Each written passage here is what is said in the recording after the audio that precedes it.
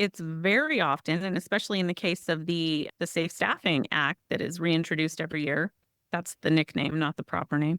It doesn't even get voted on. And that is the really egregious part, is they let it die in the Senate. It sometimes will pass the House and it goes to the Senate, where they don't even bother to get it out of a committee and hold an actual vote on it. Yeah. It's just like a slap in the face, honestly. Yeah. Hello, and welcome to the Art of Emergency Nursing podcast. This is where we share stories for inspiration, entertainment, and encouragement, because we all know emergency nurses have the best stories. Now here's your host, Kevin McFarland. Hey everybody, Kevin McFarland here from the Art of Emergency Nursing, and thanks for downloading this episode and thanks for listening to the podcast. Don't forget, if you haven't done so already, please leave a rating and review. It's a great way to help the show out and help other nurses like you find this podcast. This episode is part 2 of a 2-part episode with Nurse Erica and Nurse Jessica Seitz from Nursing Uncorked. This episode gets a little bit deeper as they share the heartbreaking story of Tristan Kate Smith, an ER nurse who tragically took her own life. Jessica and Erica share their experience at a rally in Tristan's honor, and this is just another example of how these nurses are using their voice to advocate for the profession. Sit back, relax, and enjoy this episode with my friends Jessica and Erica. All right. So you guys went to the rally in Ohio, and I'd love to hear a little bit about that. And what would then tell the audience a little bit about what the rally in Ohio was for? Because I heard the story, but I wasn't as familiar with the story as certainly you guys were. Take it away, Erica. Yeah. Okay. So last year in August of 2023, an ER nurse in Dayton, Ohio, by the name of Tristan Kate Smith, tragically took her own life. And a couple of months later, her family found a letter on her laptop that she had written entitled "Letter to My Abuser." And as you read it, as it unfolds, you realize that the abuser is the hospital, the healthcare system that she was working for. And she very eloquently described what it is that nurses go through. And so her family, in the wake of that, they're really trying to change things, to improve things for nurses and make something good come out of this, horrible loss.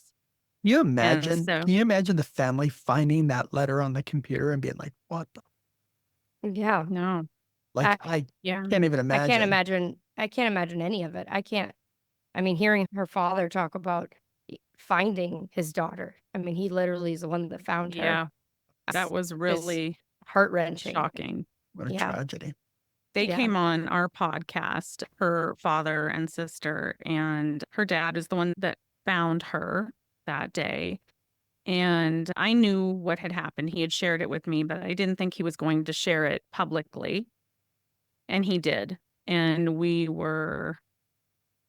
It was probably the hardest episode that we've ever done. It was very I think it was very cathartic for him. I think he needed to say those things and, put it into, I don't want to say perspective, but sometimes when you vocalize things, it's like you're putting yourself almost like a little bit through therapy. The more you talk about it, the more, you can start trying to heal, Absolutely. And so it was... Yeah, he was a very forthcoming, very honest, very brave guy. Him and his daughter, they both were. I was very honored to have them on the podcast. It was really cool that they trusted us with that. That's cool. That takes a lot of trust. So, and for those people who aren't familiar with the case, tell us a little bit about the letter. Would you like me to read parts of it? Yeah, that'd be amazing. It's a little bit lengthy. I'll read parts of it to you. It's titled "Letter to My Abuser" by Tristan Kate Smith. I'm sure if you Google it, you can find it. My patients and their families have been there for me, supported me, reminded me why I do what I do. I thought that was enough. This would be all I needed to carry me through my career. I told you I would be there through the good and the bad, but you have taken my heart and slowly crushed the goodness it had. You love-bombed me with affection. You told me I was going into a career that matters, that I could make a difference. You made me feel comfortable despite the rumors of your abusive past, rumors I didn't want to believe. The compliments, the pizzas, the thank you letters gradually had less meaning to me, though. The staff I worked with began to go away. In your eyes, the staff were unnecessary, but it came at a high cost for the advertised quality care provided to our patients by those of us who were left. You asked my colleagues and I what we needed to help patients and improve the all-important satisfaction scores. And we were told to just smile more and be friendlier to the patient. That's when I began to understand your true cruelty and manipulation. I remember the first time I heard about nurses getting hit. I remember that you asked them what they had done or didn't do to prevent it from happening. Don't protect yourself by fighting back, you said. Just lay with your hands over your head and wait until security comes. You created an environment of fear and blame in a place we already felt unsafe. You blamed us for things that were out of our control. You criminally charged my colleagues for things that happened as a direct result of your own actions. The law didn't protect us, and neither do you. I no longer feel like you care about me or the people that you say you serve. I sit at the front desk just waiting for someone to walk in off the street and shoot my patients or me. You do not care about keeping us protected. You have not provided even the slightest amount of security to keep us safe. You exploit us to line your own pockets. You are a narcissist. I can see you for what you really are. You say you care, but you ignore us while we beg on our hands and knees. You tell us we do so much, that we put up with so much. But when we dare to think we are finally going to get the love and support we deserve, we get a pizza party and free pens for the healthcare heroes.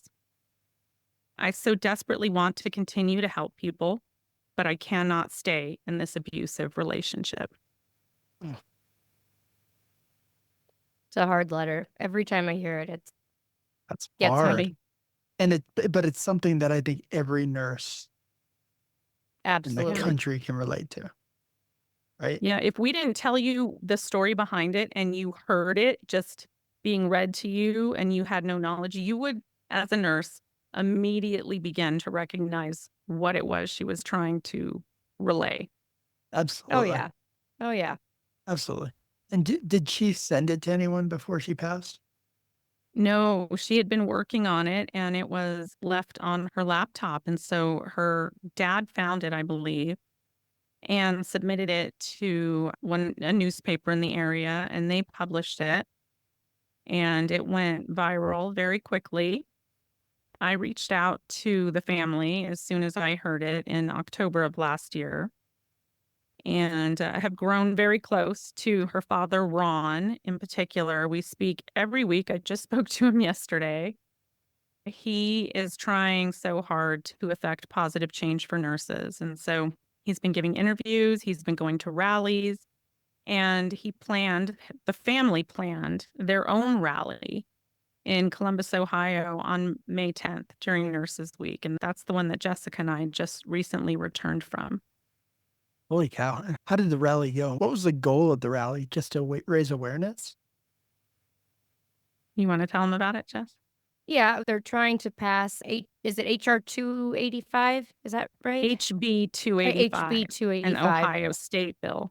Yeah, so basically it's for safe staffing is what they're trying to get passed in Ohio. So it was to help bring awareness to the bill, to get the bill hopefully passed, but also they were advocating for mental health for nurses and healthcare workers and mental health awareness as to what's going on in the healthcare system currently. So there was a prior rally, I believe, that the Ohio Nurses Association had put on already in trying to help support this bill and bring awareness to the bill. So when Tristan's family coordinated this rally, the Ohio Nurses Association was very kind and wanted to help in any way that they could. So they came and spoke and lended their support. So that is the primary goal from what the rally was. So we had a lot of speakers and A lot. very, About 15 speakers, including myself and Jessica. yeah. There were a couple of representatives there for Ohio, a state senator, and gosh, I forget the title of the other one. People from the Ohio Nurses Association, Tina, the host of Good Nurse, Bad Nurse podcast. Mhm. There was a psychiatrist there, Julie Gabi Murray, who is the founder of the National Nurses Honor Guard Coalition, president of the ONAs. I know I'm forgetting people. There was a lot. There was a lot. And then Yeah. obviously Tristan's family, Yes. sisters spoke, her Yes. father spoke.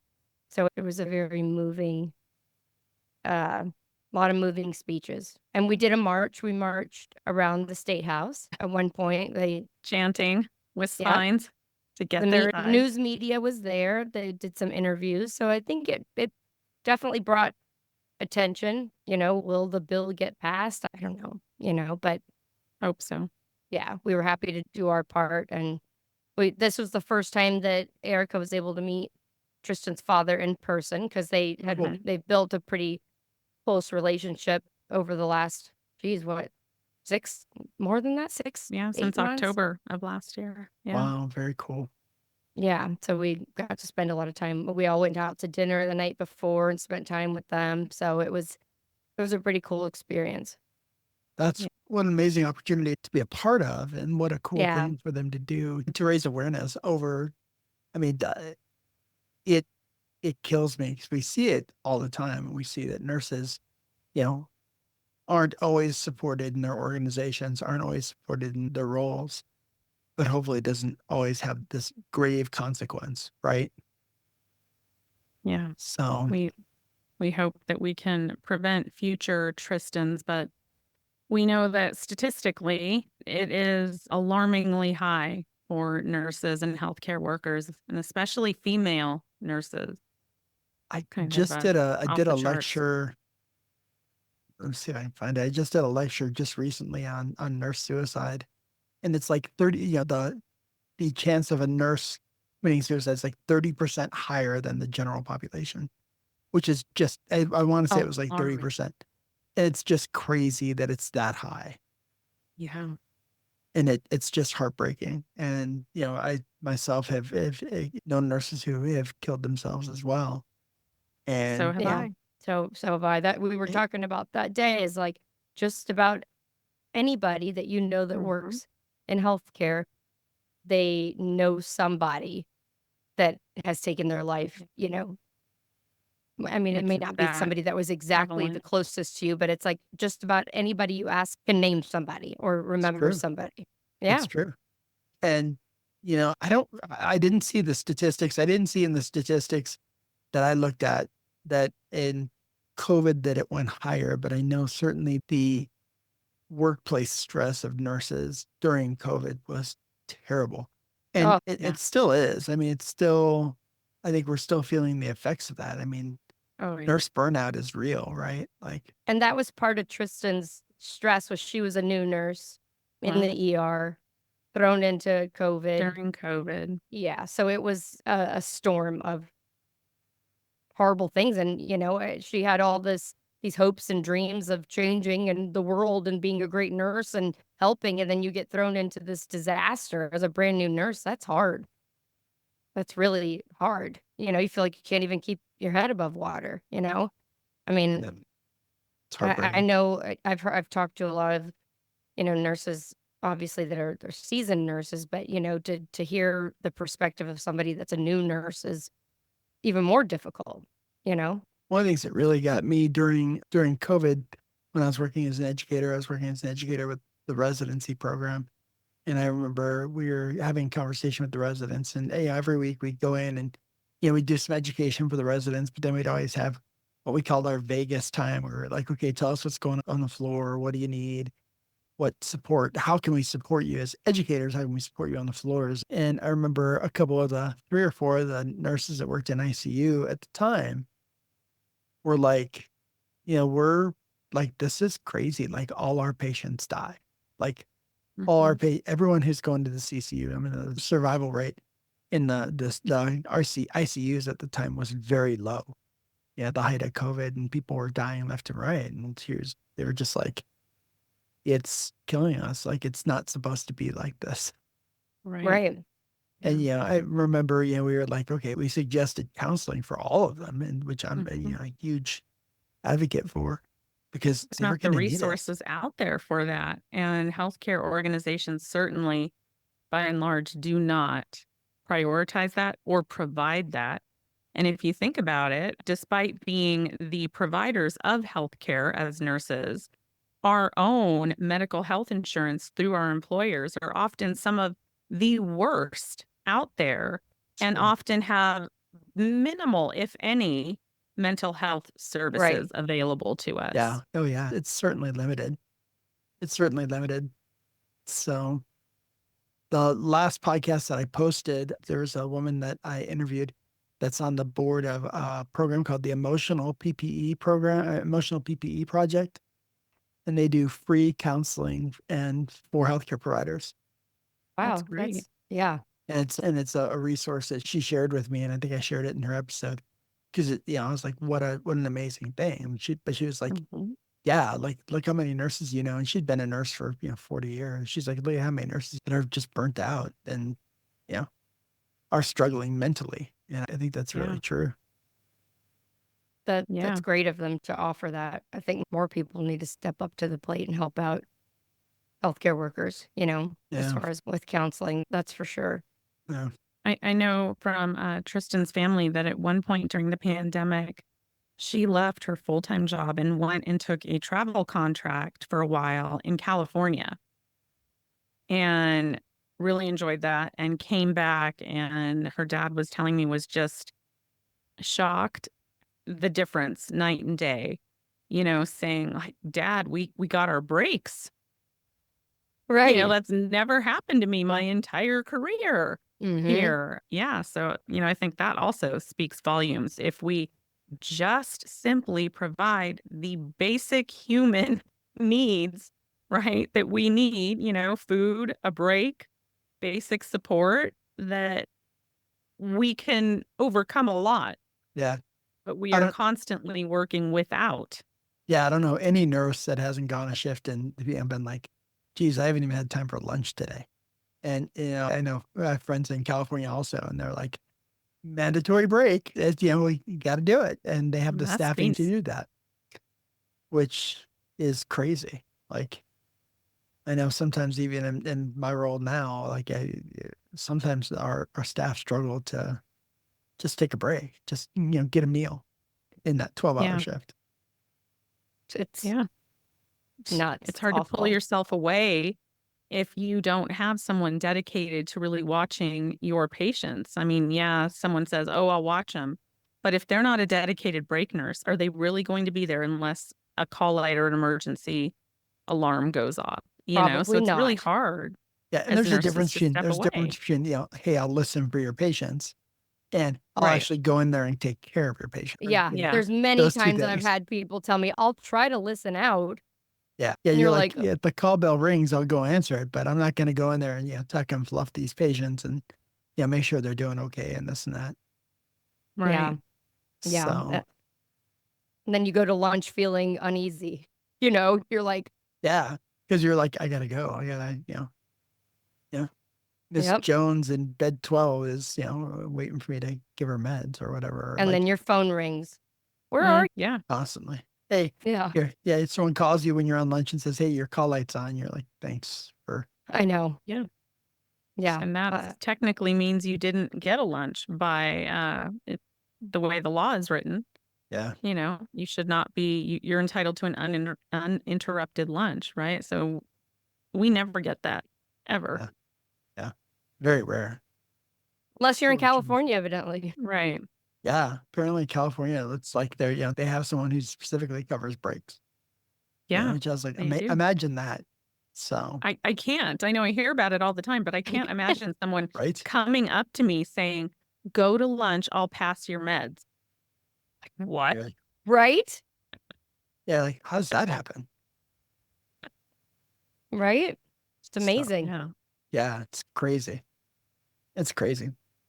Well, hopefully they'll get some traction on this bill, and hopefully that will raise awareness I hope of so. these issues.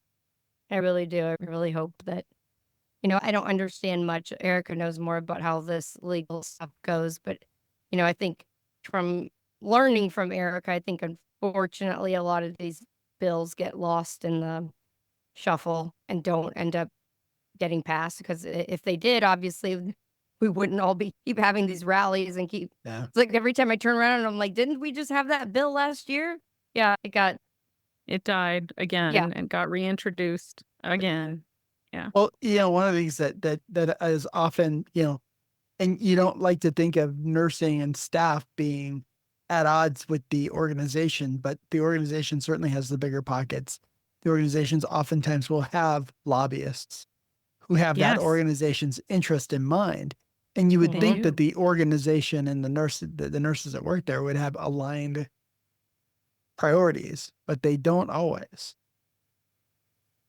Yeah. Which makes me just feel organizations dirty saying have that. their own invested interest, right? And they are usually consumed and concerned with the bottom line financially, but also their forward facing image to the public, which, Jessica and I recently got to see firsthand when we interviewed the chief nursing officer of the American Nurses Association. And that was an experience.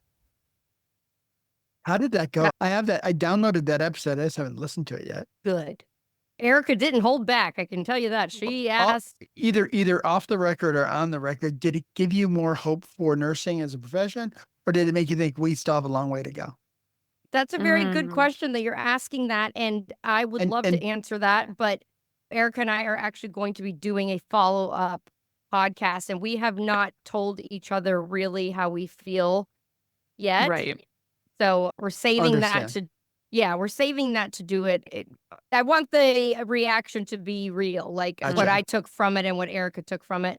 So, but it really is, if you have the time to listen to it. Oh, I certainly will. All the hard-hitting questions were asked. There was some awkward moments. There was a lot of fidgeting. Yeah. There was definitely, I think we asked what the nurses wanted asked. Nurses having someone who's going to fight for their interests, and sometimes that's not the hospital. It's never the hospital. No. What I always say is no matter how you feel about unions, the fact of the matter is there is only currently 2 ways to affect change for nurses in this country. One is through legislation that mandates an employer do something. And the second is through a union contract that forces the employer to do something. If left to their own devices, the employer in healthcare, 99.9% of the time, will never choose to do the right thing. That's the 2 tools that we have at our disposal right now. A sad thought, but I don't disagree. I don't disagree that, I think legislatively we have to force our hands on a lot of stuff that you wouldn't think you would have to force our hands on. But boy, it's so hard to get things passed. Money makes the world go around. They always say that, but geez, is it true? It is true. It's 100% true. So yeah. And that's why hospitals hire lobbyists. That's why even hospitals and contribute to politicians' campaigns. Yeah. But that's where we listen. Even hospitalists, will join something like a hospital association, knowing that there's power in that collective voice. Yeah, they don't want the nurse to have the collective voice. Nope, they don't. Let's bring it back to, supporting this bill and going and being part of this rally. How do nurses advocate for themselves? Because one of the things I think one of the things I really wanted to focus on in talking to the 2 of you is you guys advocate for nursing. And how do people advocate for themselves? How do they advocate for their profession? We actually talked about that, but Erica, you can, I'll let you talk about what nurses can do. They have to get it out of the break room and get it out in the open and talk about it. That's point 1. Nurses are notorious for They will complain all day long at the nurses' station, in the break room, in the locker room. But you ask them to put their signature on the petition or show up to the meeting in HR, and suddenly everyone is sick. No one can do it. It's so frustrating. Honestly, it starts with courage.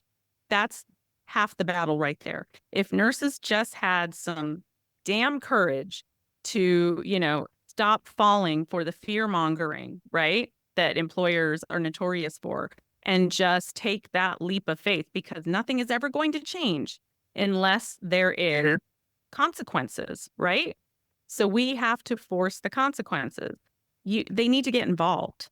They Yeah. need to reach out to their representatives. And what I always say is sending that one letter, that one email, that's useless. We hear all the time from the assistants, the people that work in representatives' office and politicians' office, the ones that are on the receiving end of all of it. They're like, if we get a few letters, whatever, we toss them. It doesn't matter. It's when we start to get inundated on the same issue again and again.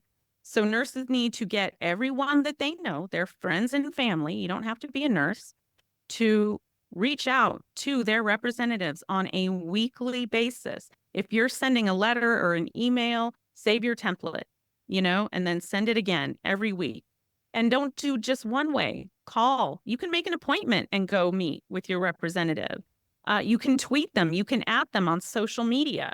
You can call them, email them, send them a snail mail. But we have got to do it regularly on an ongoing basis. And at some point in your communication, you need to make it clear to them that, hey, my expectation is that you will support this bill.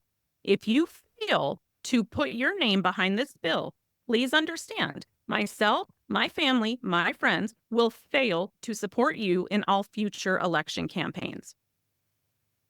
That's what they care about, right? You got to hit them where it hurts.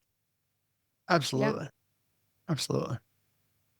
It's a great podcast idea, actually, Erica, is to have a podcast about how you structure a letter to these representatives and a template. Yeah.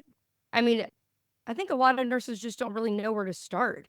They don't really know where to send it. Like, it might be a good idea. ENA does a for pretty next good episode. job with that. The ENA Government Affairs does a pretty good job. They do a pretty good job of, they'll send templates and they'll send, here's a suggestion. The Good. one of the ones that I thought was probably the most powerful I've ever seen, I haven't seen much about it lately, but I haven't looked either. The American Heart Association used to be amazing at that. Like, they would have like templates and they had it set up on their website that you can just go on the website, click one yes, I support this. It would find your representatives and it would send an email, and all you had to do is just click yes.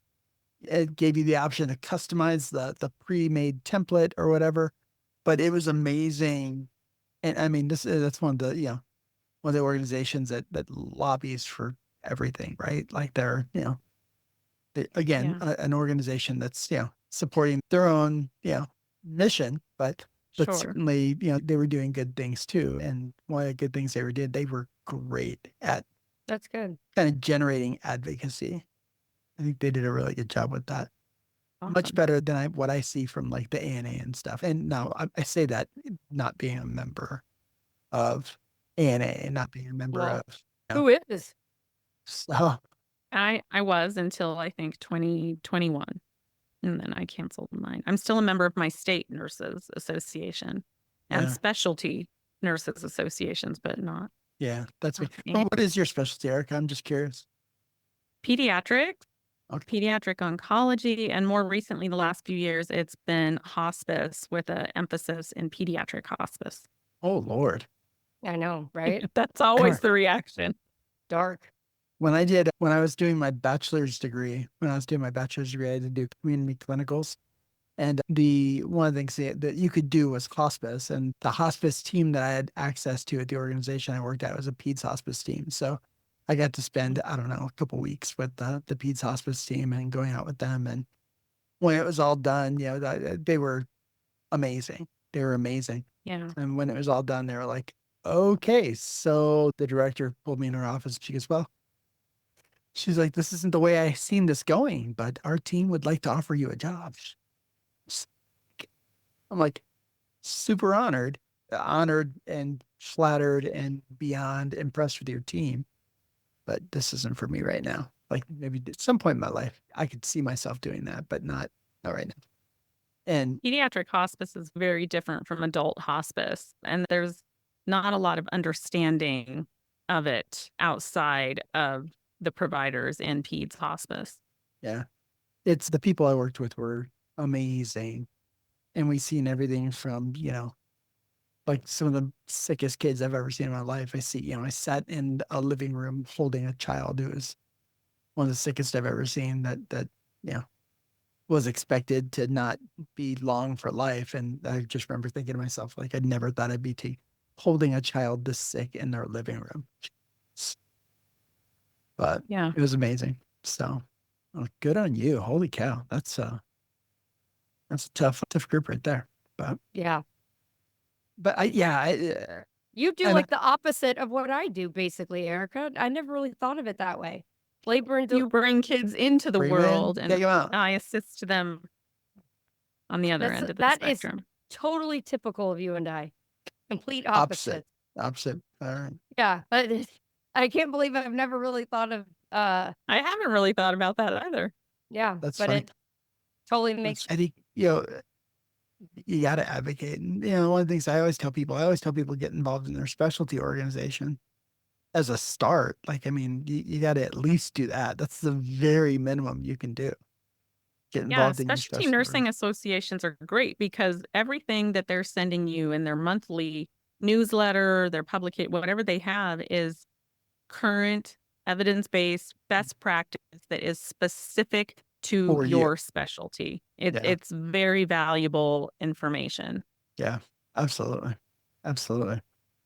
It's a great way to, and because, for instance, so ENA always does a day on the hill where they go to the Capitol and they bring, 50, 60, 70 nurses with them to go storm the Capitol and talk about the things that are important. But I know one of the things they look at, they watch all the bills and they have a full-time lobbyist that they employ. And he's fantastic at, keeping track of bills, and he'll be able to tell you exactly what it's all about. And then he'll give the members updates on, hey, here's kind of where we are. So they do a really good job about That's that. awesome. So, that's great. Yeah. but a lot of times they just can't move these bills forward. That, like workplace violence is a bill every year that ends up getting, and you're like, who's voting against keeping nurses safe? Like that's, I know. You know, Doesn't it's that not sound even horrible? that they're voting against it. It's very often, and especially in the case of the Safe Staffing Act that is reintroduced every year. That's the nickname, not the proper name. It doesn't even get voted on. And that is the really egregious part, is they let it die in the Senate. It sometimes will pass the House and it goes to the Senate where they don't even bother to get it out of a committee and hold an actual vote on it. Yeah. It's just like a slap in the face, honestly. yeah, it's like so not priority, or the priority is for someone to not make it, to not Mhm. bring it forward. Right. Yeah.